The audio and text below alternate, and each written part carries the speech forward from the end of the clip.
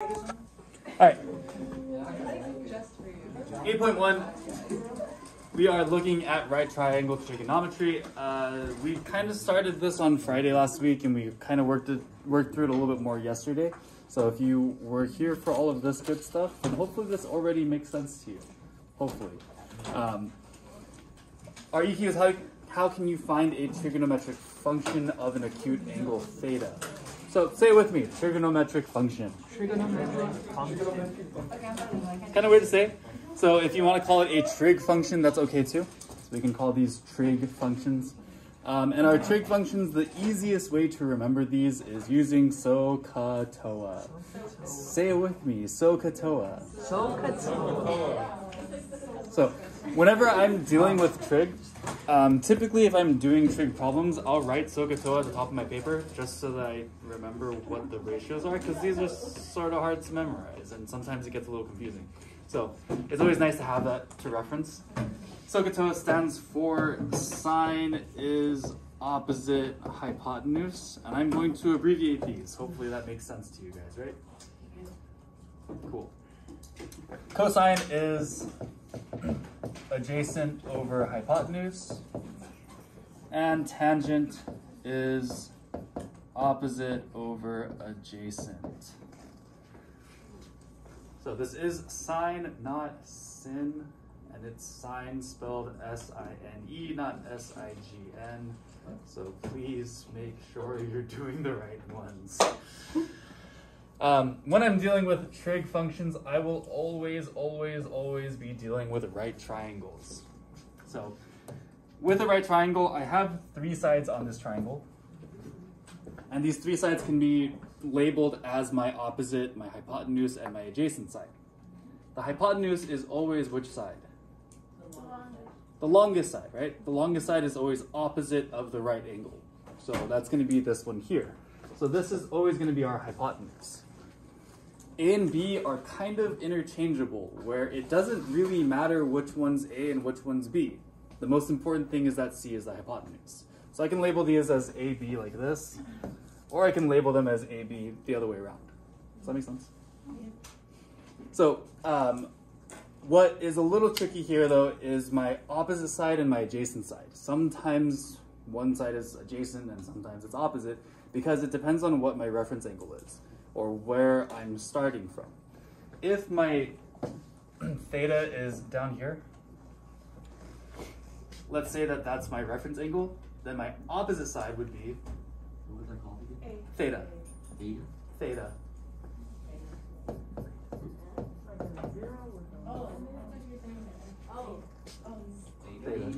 So it's like a zero with a line through it.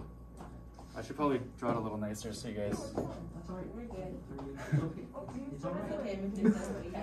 Oh, like that. So that's theta.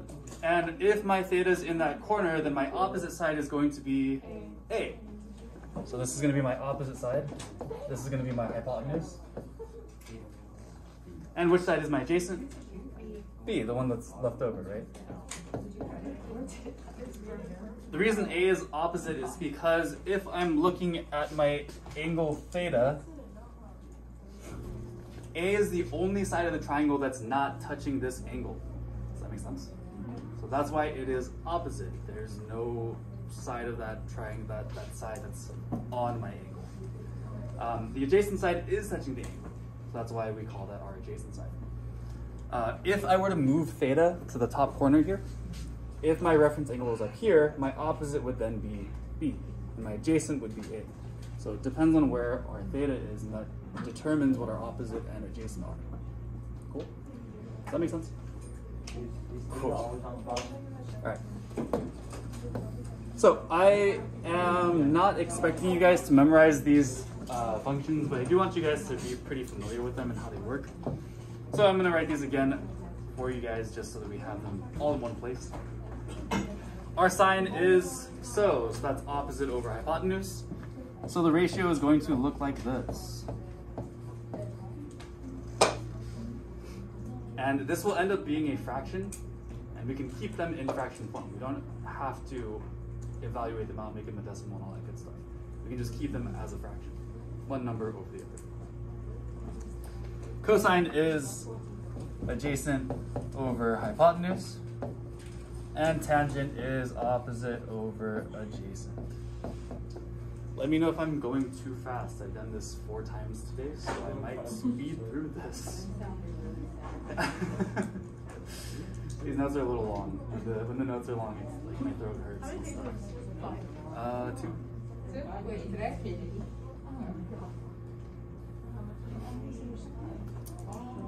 Sorry, do you need the top still? Sorry. Cosecant, secant, and cotangent are nice because, again, we're just flipping our original 3. So we take our sine, we flip it upside down, and we get hypotenuse over opposite. Secant would be hypotenuse over adjacent. And cotangent is adjacent over opposite. One thing to note about our trig functions, the inverses, cosecant, secant, and cotangent aren't actually on our Desmos calculator. So if we're dealing with cosecant, secant, and cotangent, we can't type it into our calculator and evaluate it. Instead, we have to write it in terms of sine, cosine, and tangent, which we can do because these are just opposite of each other, right? So since these are just flipped, I can say that cosecant is 1 over my sine. Sorry. Same with secant and cotangent. I can say this is 1 over cosine, and this is 1 over tangent. That'll come in handy later, but just keep that in mind for now. Bless you.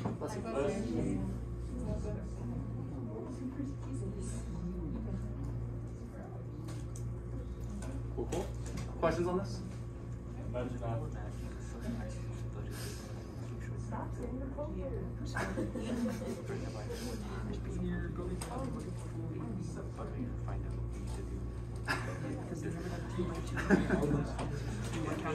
right, let's do an example. Yeah. Take a look at example 1. What do they want us to do here?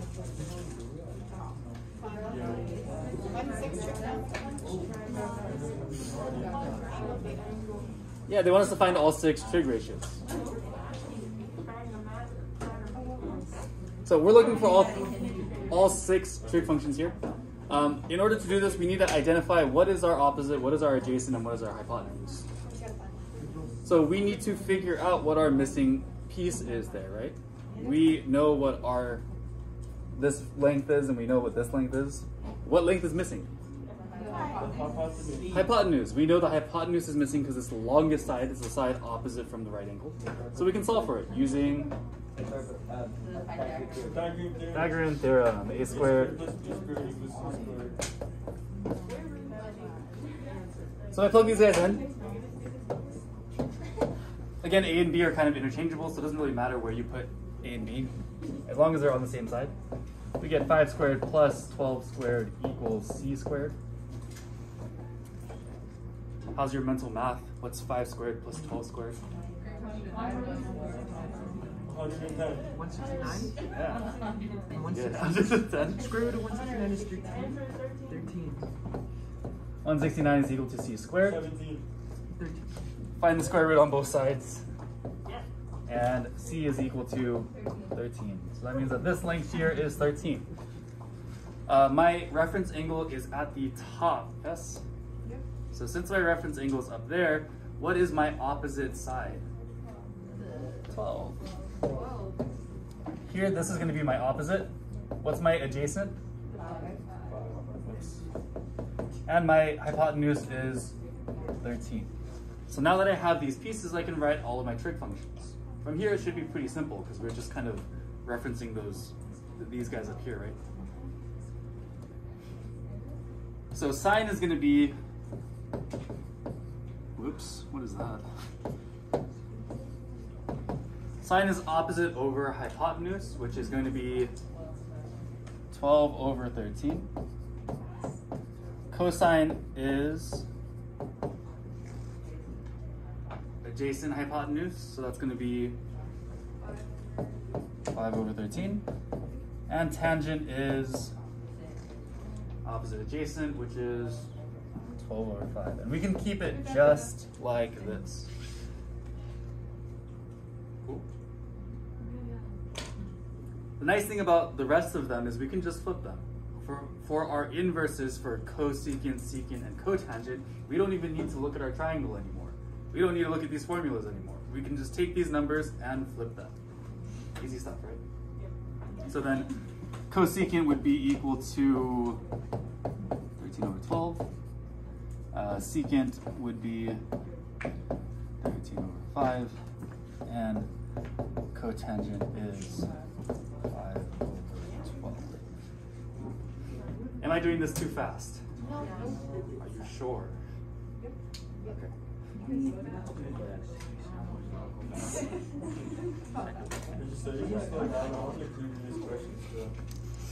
Yeah, any benchmark stuff? Yeah. Alright. If you have this copied down and you're good to go, then no.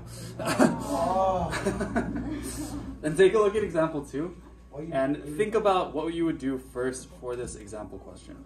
Think about it, and then I'll ask you guys to talk about it with someone next to you, and we'll talk about it as well. First, type week.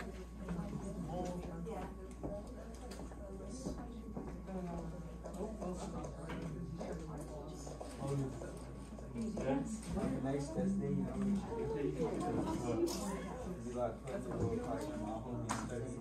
hope you get 16 hours of sleep tonight. And I can comment on my team and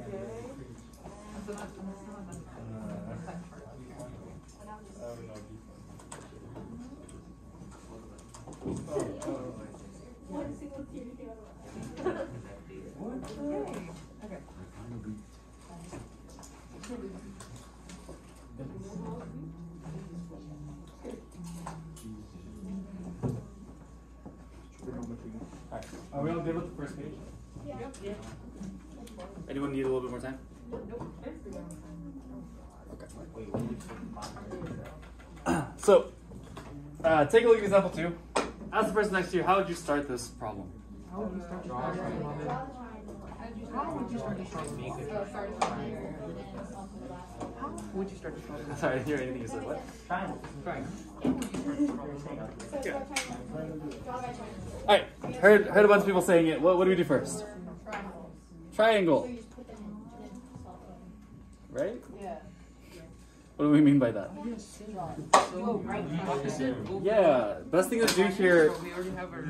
is if we're given this information, the easiest thing to do to start this is to draw out the triangle, right? So we want to visualize what's happening here. So if I draw this out, it doesn't really matter how I draw this triangle as long as it's the right triangle. What information is given to me? Hypotenuse. Yeah, they're saying that sine is 4 over 7, so we know what our opposite side and what our hypotenuse is. Does it matter where I put theta? No, No, not necessarily. As long as my opposite lines up with my angle, then we can put it anywhere we want. So if I want to put it on this side, we can. If I want to put it up top, we can do that too. So let's put it here. And where is my 4 going to go? The opposite side, which is this guy here. And my hypotenuse is 7. Again, if I wanted to put theta up top and put the 4 on bottom, that works too. As long as you keep those two things consistent, then that works. Does that make sense? Yep. Okay. So how do I find that missing piece? Right there. 7 squared plus 4 squared equals 4 squared plus b squared equals 7 squared. Right? Since we're given the hypotenuse, we need to plug in 7 at the end. Same thing. Yeah, which we're going to do. So if I square these, I get 16 And 49. plus b squared equals 49. And I can subtract 16 on both sides. So we get b squared equals 33.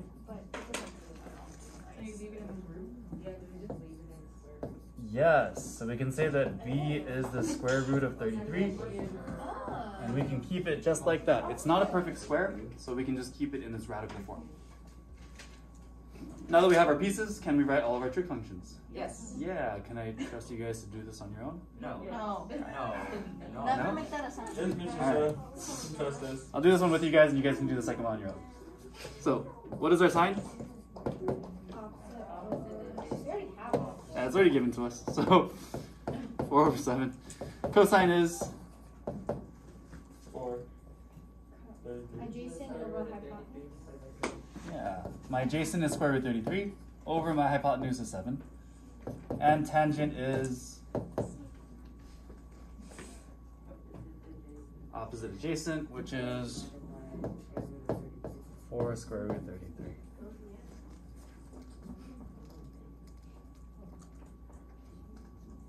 And now my inverses are really simple because I can just flip these guys, right? So cosecant is going to be 7 over 4. Secant will be 7 over square root 33. And cotangent will be square root 33 over 4.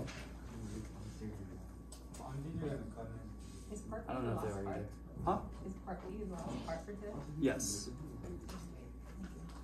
I think they're in here, but just don't got it. Alright, go ahead and do part B on your own, and then we'll talk about it in just a minute.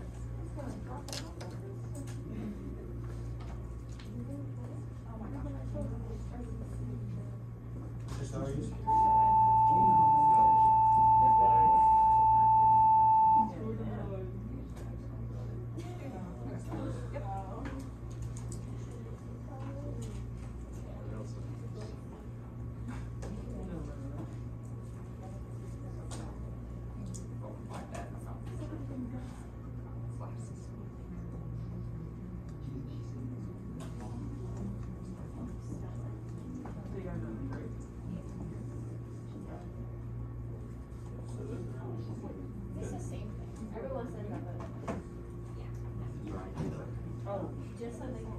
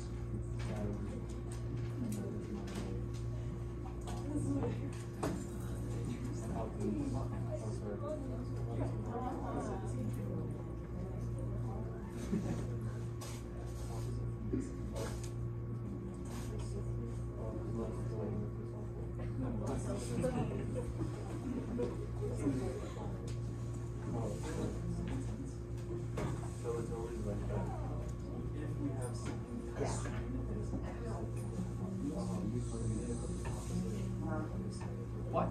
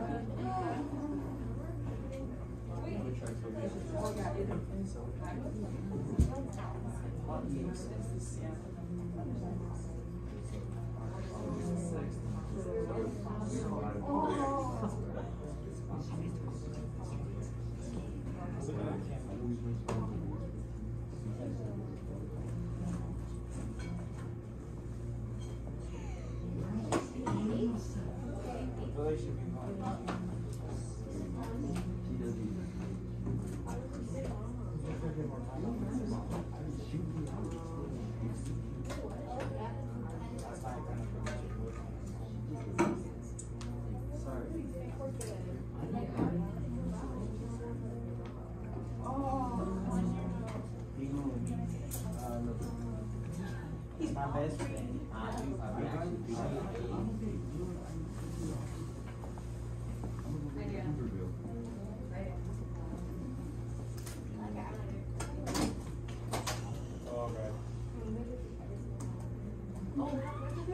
Oh, bro, I'm scared. Go to the ops. I thought you weren't gonna say the word.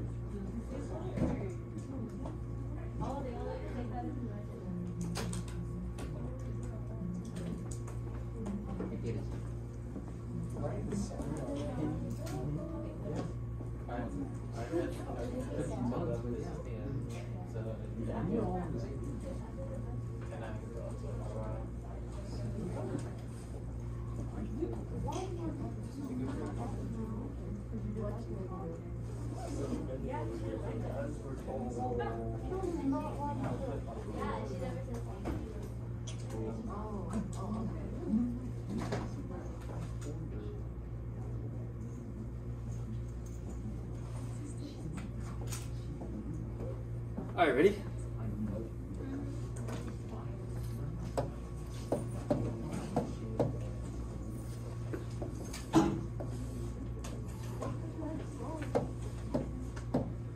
So I have my right triangle. Sine is 5/6. So what information do I know? Hypotenuse is 6. Hypotenuse is 6. So that means that this length here is going to be 6. In order to find my opposite side, I need to first have a reference angle, right? Again, does it matter where I put my reference angle? I mean, I guess. Not really. I can put it on either the top or the bottom, as long as I'm not putting where the right angle is.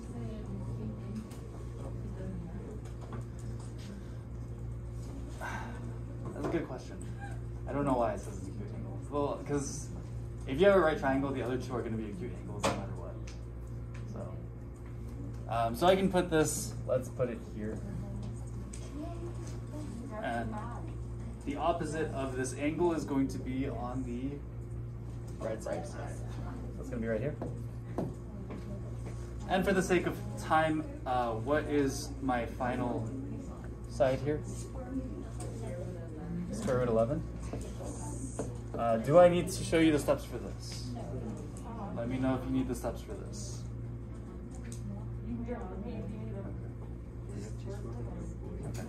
Okay. So now that we have all this, we can write our trig functions. Why do I keep starting with cosine? Sine theta is 5/6. We already have that given to us. Cosine theta is 11. square root 11/6. Tangent is 5/square root 11. And to find my inverses, we just flip these guys. So cosecant is 6/5. Secant is 6/square root 11. And cotangent is square root 11/5. Good. Questions on this? This is easy, right? This is just too easy. We just